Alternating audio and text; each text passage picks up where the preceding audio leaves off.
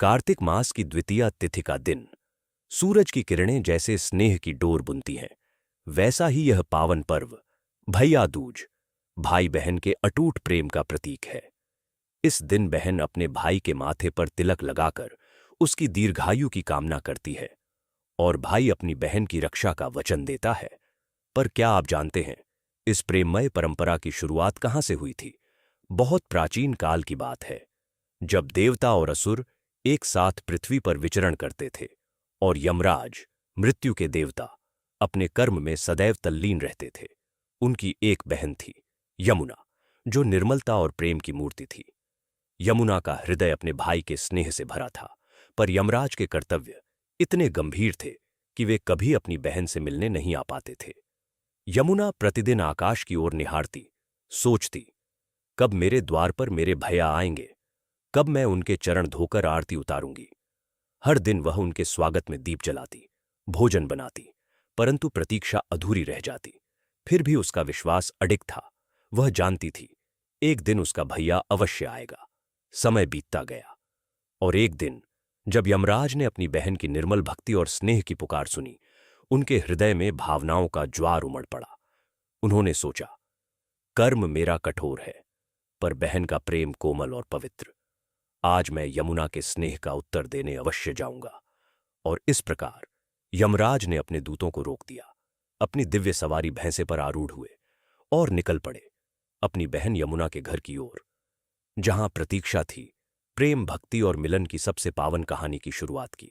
यमराज अपने भैंसे पर सवार होकर जब स्वर्गलोक से चले, तो आकाश मार्ग उनके तेज से आलोकित हो उठा। देवगण विस्मित थे। मृत्यु के देवता आज अपने कर्तव्य से विराम लेकर कहां जा रहे हैं? उनके नेत्रों में करुणा थी, हृदय में प्रेम का सागर उमड़ा हुआ था। धरती पर उसी समय यमुना अपने घर में व्यस्त थी। अचानक उसके अंतर्मन में एक अजीब सी अनुभूति हुई, जैसे किसी प्रिय का आगमन निकट हो। उसने तुरंत अपने आंगन को सजाना शुरू किया, सुगंधित पुष्पों से द्वार सजाए, दीपक जलाए और घर को ऐसे चमकाया जैसे दिवाली का उत्सव हो। उसने चंदन, अक्षत और रंगोली से पूजा का स्थान तैयार किया और मन ही मन कहा, हे प्रभु, आज मेरे भैया अवश्य आएंगे। कुछ ही क्षणों में आकाश में दिव्य प्रकाश फैला। यमराज का आगमन हुआ। उनके दर्शन मात्र से वातावरण पवित्र हो उठा और यमुना की आंखों से खुशी के आंसू झरने लगे। वह दौड़कर अपने भैया के चरणों में झुकी। स्वागत है भैया, आज मेरा जीवन सफल हुआ। यमराज ने अपनी बहन को स्नेहपूर्वक उठाया और बोले, बहन, तेरे प्रेम ने मुझे यहां खींच लाया। यमुना ने उन्हें आसन दिया, चरण धोए, तिलक लगाया, फिर स्वादिष्ट भोजन परोसा, मीठे पकवान, खीर और गुड़ के लड्डू। वह हर ग्रास में अपना स्नेह मिला रही थी। फिर उसने आरती उतारी और बोली, हे यमराज, आप सदा सुखी रहें, लंबी आयु प्राप्त करें। यह सुनकर यमराज का हृदय भर आया। वह जान गए कि बहन का प्रेम मृत्यु से भी शक्तिशाली है। आंखों में करुणा लिए उन्होंने कहा, बहन, तेरे इस निर्मल प्रेम से मैं अत्यंत प्रसन्न हूं। मांग ले, जो चाहे वरदान मांग ले। और वहीं से आरंभ हुआ उस पावन क्षण का चमत्कार, जो आज तक हर बहन के दिल में अमर है। यमराज ने अपनी बहन यमुना की आंखों में झांका।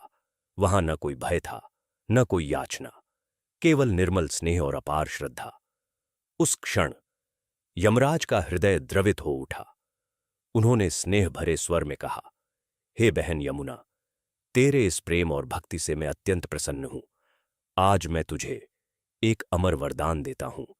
जो भी मनुष्य कार्तिक मास की द्वितीया तिथि के दिन तेरे पवित्र जल में स्नान करेगा और अपनी बहन से स्नेहपूर्वक तिलक ग्रहण करेगा, उसे न केवल दीर्घायु प्राप्त होगी, बल्कि उसके जीवन में समृद्धि और सौभाग्य सदा बना रहेगा।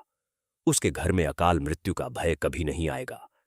यमराज के इन शब्दों से संपूर्ण ब्रह्मांड में शुभ कंपन फैल गया। यमुना ने आंसुओं से भीगी आंखों से कहा, भैया, आपने न केवल मुझे आशीर्वाद दिया, बल्कि हर बहन के स्नेह को अमर कर दिया। उस दिन से यह दिन भ्रातृ द्वितीया या भैया दूज कहलाने लगा। एक ऐसा पर्व जहां मृत्यु के देवता ने स्वयं बहन के प्रेम को जीवन का वरदान दे दिया। यह समाचार देवलोक से लेकर पृथ्वी तक फैल गया।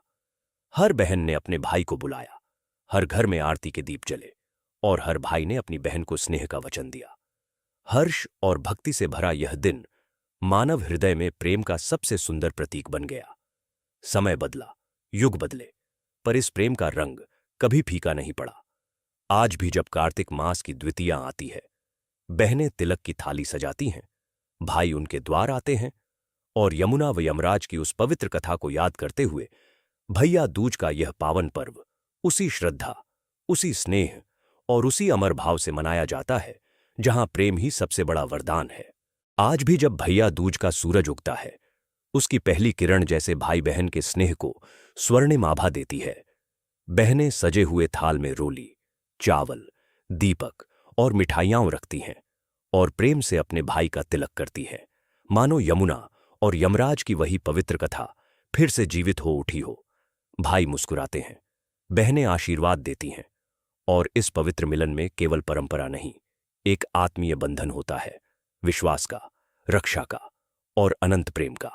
यही है भैया दूज का सच्चा अर्थ, जहां तिलक सिर्फ माथे पर नहीं बल्कि आत्मा पर लगाया जाता है। यह पर्व हमें सिखाता है कि स्नेह और प्रार्थना में ऐसी शक्ति होती है जो मृत्यु को भी पराजित कर सकती है। जैसे यमुना के प्रेम ने यमराज के हृदय को पिघला दिया, वैसे ही सच्चे रिश्ते हर कठिनाई को मिटा देते हैं। प्रेम जब निश्चल होता है तो वह वरदान बन जाता है जो जीवन के हर अंधकार में दीपक की तरह जलता है। और इसीलिए हर साल जब बहन अपने भाई को तिलक लगाती है, वह केवल उसकी दीर्घायु नहीं मांगती, वह यह प्रार्थना करती है कि उनका रिश्ता जन्म जन्मांतर तक अटूट रहे, जैसे यम और यमुना का पवित्र बंधन अमर है। यही है भैया दूज की कहानी, जहां प्रेम ही सबसे बड़ा धर्म है और आशीर्वाद ही सबसे अमर शक्ति।